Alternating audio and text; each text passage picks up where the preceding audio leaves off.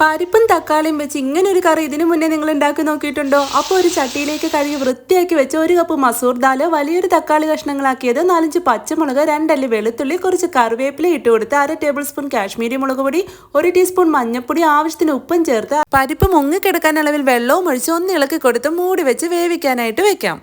ആ സമയം കൊണ്ട് നമുക്ക് മിക്സിയുടെ ജാറിലേക്ക് 1 കപ്പ് ചിരുവിയ തേങ്ങ, 1 ടീസ്പൂൺ ചെറിയ ജീരകവും കുറച്ച് വെള്ളം ഒഴിച്ചു കൊടുത്ത് നല്ല മഷി പോലെ അരച്ചെടുക്കാം.